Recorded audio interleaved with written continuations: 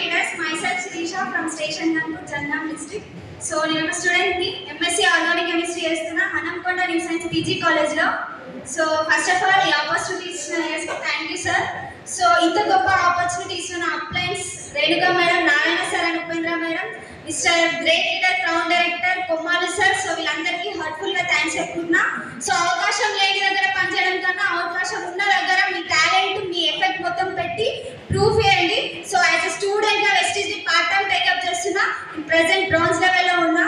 So ఏదంటే ఏదైనా dream పెట్టుకుంటే మంచి లైఫ్ అచీవ్మెంట్స్ కోసం ఇక్కడ మంచి ఆపర్చునిటీ ఉంది.